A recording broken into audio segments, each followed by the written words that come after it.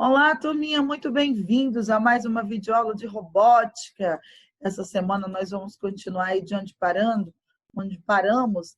Lembrando que agora nós vamos entrar na parte 5, você aí do 7º ano, vamos entrar na parte 5 do curso de robótica, onde teremos aí a utilização de outros componentes relacionados à nossa aula, para que você possa compreender aí o que significa cada um deles.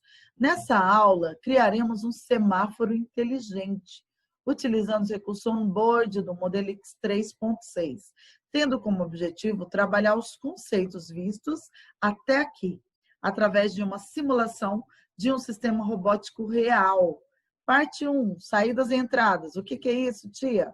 Como visto anteriormente, existem alguns dispositivos integrados ao Modelix 3.6. Segue abaixo aqui uma lista com as saídas e entradas onde os dispositivos on-board estão conectados. Então, nós temos aqui, ó, interruptor S2, entrada digital 2. Vamos localizar a letra A aqui. Então, a letra A está aqui. Essa letra A é o nosso interruptor S2, entrada digital 2. Letra B, nós temos aqui o interruptor S3, entrada digital 3. Na letra C, nós temos o LED vermelho grande e também BIP, saída 9, tá bom? Letra D, LED verde grande que ocupa a saída 10. Na letra E, LED verde grande que ocupa a saída 11. Na letra F, nós temos o LED vermelho pequeno, que ocupa a saída 12. Na letra G, o LED verde pequeno, saída 13. Na letra H, cadê a letra H? Nós temos aqui na letra H, como você pode perceber, na letra H, o sensor de luz, entrada analógica 0. E na letra I, sensor de controle infravermelho, entrada analógica 5.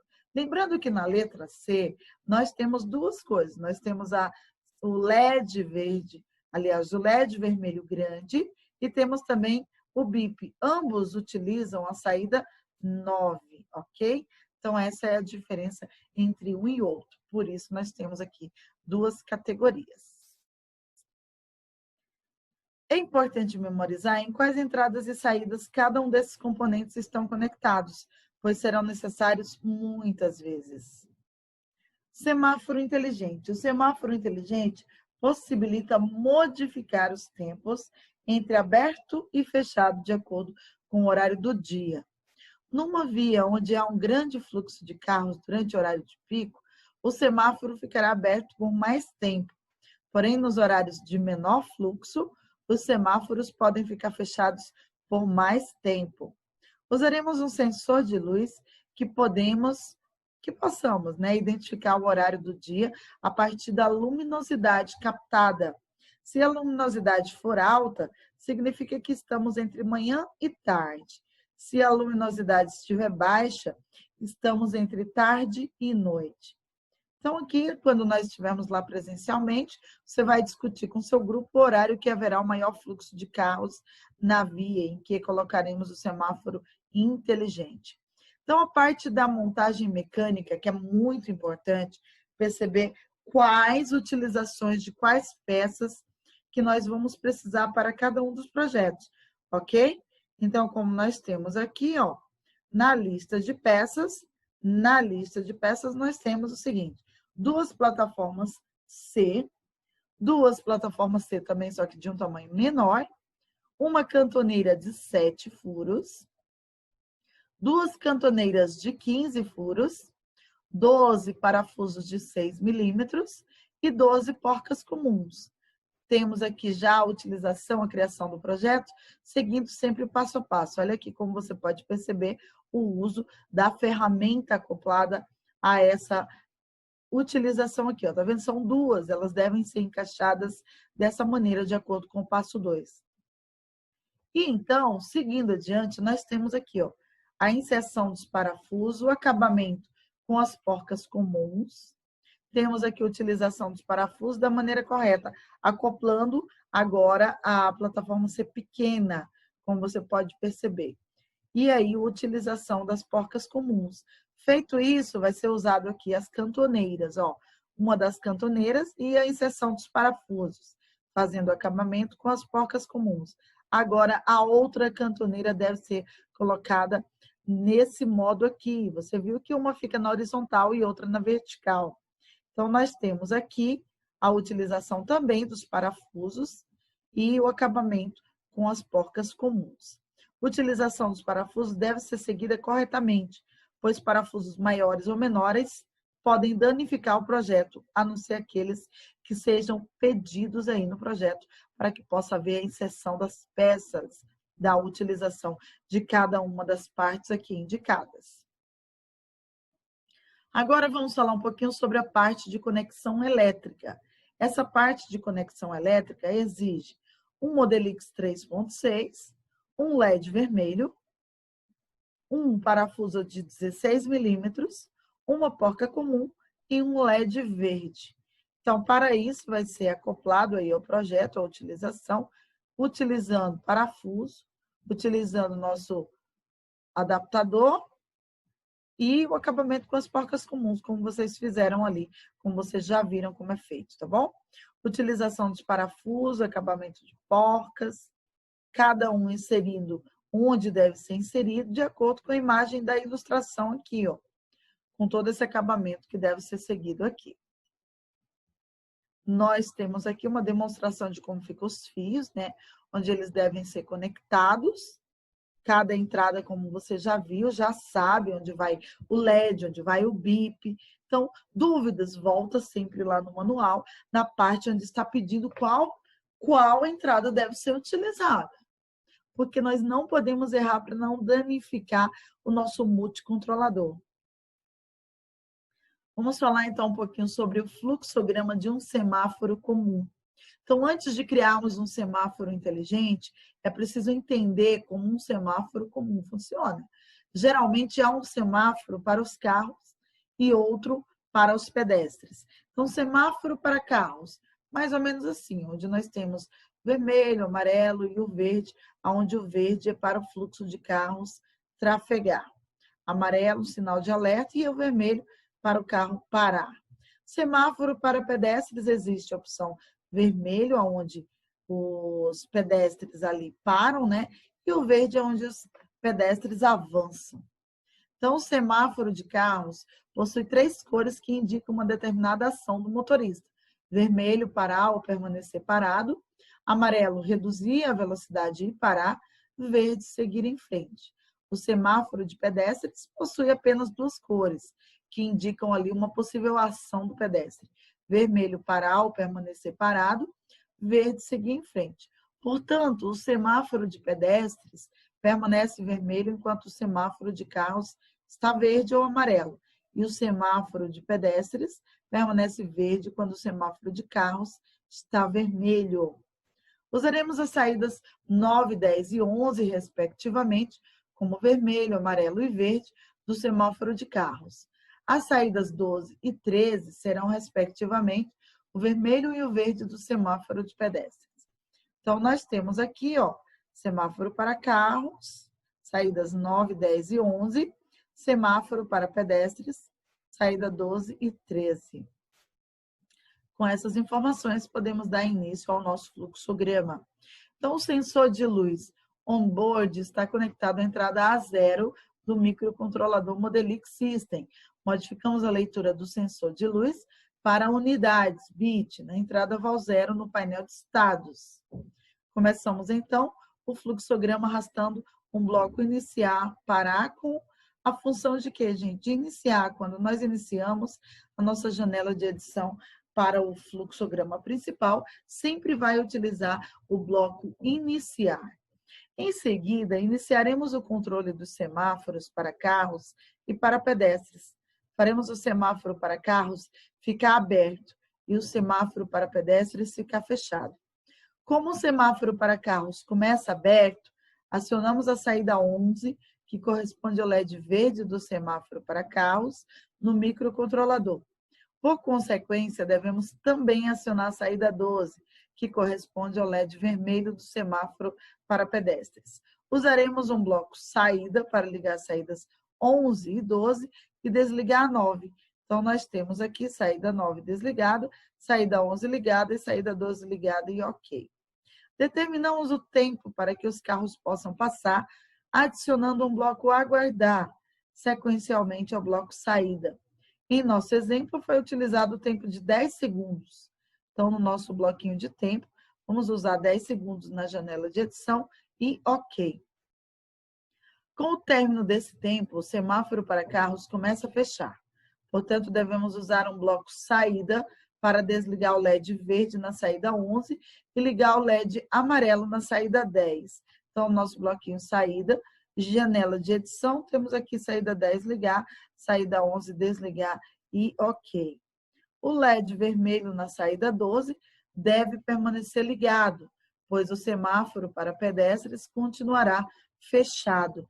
É necessário determinar o tempo em que o semáforo para carros ficará amarelo por meio de um bloco aguardar, né? Aquele nosso bloquinho lá, que nós já falamos que é o bloco de tempo.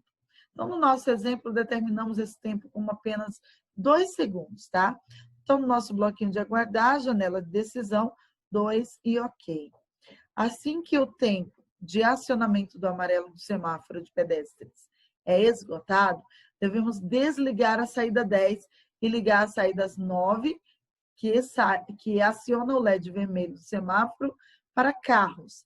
Além disso, devemos desligar a saída 12 e ligar a saída 13, deixando o semáforo para pedestres aberto, utilizando um bloco de saída para essas ações. Lembra que quando o bloco de saída para pedestres, ou seja, quando está vermelho para os carros, está verde para os pedestres. Então, mais ou menos como se estivesse ali nessa funcionalidade, tá bom? Então, na nossa janela de edição do bloco saída, vamos fazer as ações. Saída 9 ligar, saída 10 desligar, saída 12 desligar e saída 13 ligar e ok. Agora devemos determinar o tempo para que os pedestres possam passar utilizando um bloco aguardar. No nosso exemplo, determinamos 5 segundos. Então, nós temos aqui o bloquinho de aguardar, 5 segundos, como você pode perceber, é o tempo que nós vamos utilizar na janela de edição e ok. Após a espera de 5 segundos, para que os pedestres passem, desligaremos o LED na saída 13. Então, nós vamos utilizar o bloquinho de saída com saída 13 desligada. Agora faremos uma pausa em nosso fluxograma principal, pois devemos fazer o LED vermelho do semáforo de pedestres na saída 12 piscar, avisando aos pedestres que o semáforo para carros vai abrir. Para isso, será necessário criar uma subrotina, que fará o LED na saída 12 piscar. Então, esse LED vai piscar, mas a gente tem que fazer essa subrotina separadamente. Então, separadamente ao fluxograma que estamos montando, adicionamos ali um bloco de iniciar, porém na caixa de diálogo, selecionamos então a opção sub. Lembra que eu falei que tem várias funções do bloco iniciar, parar e sub? Então, nesse caso, nós vamos usar a função sub, porque criaremos uma subrotina e vamos denominar como piscar LED e ok. Você notará que no painel de estado surgiu um novo bloco, chamado sub, assim que nós colocamos ali a nossa subrotina. Então, para fazer o LED na saída 12 piscar, devemos usar um bloco saída para ligá-lo. Então, no nosso bloquinho saída, saída 12, ligar e ok. Agora, um bloquinho de tempo, que é o nosso bloco de aguardar, na janela de edição 0,5 e ok. Tá bom? Então, nós devemos usar aí meio segundo antes de desligar o LED. Devemos, então, desligar a saída 12 por meio de um bloco saída. Então, vamos usar no bloquinho de saída da janela de edição, desligar a saída 12 e ok. Em seguida, adicionaremos outro bloco aguardar para que o LED fique aceso. Aliás, para que o LED fique desligado, né? Nós já tivemos o tempo onde ele está aceso. Agora, vamos utilizar um tempo para que ele fique desligado também por meio segundo. E então finalizamos a nossa subrotina com um bloco parar, que deve ser adicionado obrigatoriamente ao final de toda subrotina, pois não existe loop na subrotina. Então, no nosso bloco parar, função parar e ok. Como ficou a nossa subrotina? Piscar LED, mandar a saída 12 ligar, aguardar meio segundo, mandar a saída 12 desligar, aguardar meio segundo e então parar. Essa é a nossa subrotina de ação do LED vermelho piscar, tá bom? Agora que finalizamos a subrotina para piscar o LED, adicionaremos um bloco sub, área de trabalho, abaixo do bloco saída que desliga a saída 13. Como nós paramos ali, então vamos colocar bem aqui, tá bom? Então, no bloco sub, nós vamos selecionar na janela de edição o piscar LED e vamos repetir essa sequência 5 vezes, tá bom? Então, 5 e ok. Para finalizar, devemos criar um loop utilizando a ferramenta linha. Tia, você não falou que não pode criar um loop? Você não pode criar um loop na rotina, que é uma subrotina. Na rotina principal, você pode. Em muitas situações, você deve criar um loop, ok? Então, para finalizar, devemos criar um loop utilizando a ferramenta linha, conectando o bloco sub ao primeiro bloco saída, gerando assim um sistema que funciona ininterruptamente. Então, nós temos aqui a nossa rotina principal, que tem a seguinte função: iniciar, mandar a saída 11 ligar, a saída 12 ligar, aguardar 10 segundos, mandar a saída 10 ligar, a saída 11 desligar, aguardar 2 segundos, mandar a saída 9 ligar, a saída 10 desligar e saída 11 desligar e aguardar mais 5 segundos, mandar a saída 13 desligar e então piscar o LED 5 vezes e voltar ao início para todas as perguntas e funções do acionamento da rotina principal. Na nossa subrotina, como vocês viram, temos o sub piscar LED, que manda a saída 12 ligar, aguarda meio segundo, manda a saída 12 desligar, aguarda mais meio segundo e então para. Essa subrotina, no caso aqui, quantos blocos nós estamos economizando usando apenas ela aqui? Olha aqui, ó. São 5 vezes. Então, nós teríamos aqui 1, 2, 3, 4. 4 vezes 5 seriam 20 bloquinhos aqui em vez de 1. Por isso, nós criamos as subrotinas. Tia, por que é necessário a subrotina? Justamente para isso, para que a sua rotina principal fique mais compacta, mais fácil de entender. Então, as subrotinas são criadas para diminuir ali o uso da rotina principal. E quando a rotina principal é utilizada, essa função de diminuir torna mais prática o seu uso, tá bom? Então, por isso, nós temos essas funções aí, ok? Então, faça os testes com o Modelix 3.6 em modo conectado, utilizando o software Modelix System. Então, vamos falar um pouquinho sobre o fluxograma de um semáforo inteligente. Como sabemos, o semáforo inteligente modifica os tempos em que as cores do semáforo permanecem ligadas, de acordo com os horários de maior e menor fluxo de carros. Para que isso seja possível, serão necessários pelo menos 2 fluxogramas, um para o horário de menos fluxo e um para o horário de mais fluxo. Como anteriormente fizemos, para o horário comum, né? Devemos, então, criar um novo que vai ser para o horário de maior fluxo de carros, sem apagar o anterior. É importante ressaltar que no maior horário de fluxo de carro será muito semelhante ao de menor fluxo de carro. Então, nós utilizaremos uma função que se chama copiar e colar. Então, quando nós formos criar essa função, ó, copiar e colar, então faremos as modificações na duplicação. Após duplicar o fluxograma principal, devemos fazer as alterações, né, no novo fluxograma. Aumentamos o tempo do semáforo para carros, quando estiver aberto, e ok. Então, no nosso tempo de 10 segundos, vamos modificar para 15. Reduzimos o tempo do semáforo para carros fechado, de 5 para 3 segundos no nosso bloco de aguardar. E então, veja como ficou os nossos 2 fluxogramas. As modificações foram pequenas, então, por isso, vale muito mais a pena copiar e colar, tá bom? Então, nós ficamos aqui com os fluxogramas se encontram agora como rotinas em paralelo, porém, nosso objetivo é que cada rotina funcione de uma vez, dependendo apenas da luminosidade. Então, para que possamos continuar, nós vamos parar aqui, tá bom, turminha? Nós vamos parar por aqui. Vamos, na aula seguinte, trazer esse entendimento para você, ó, a partir do fluxograma de um semáforo inteligente.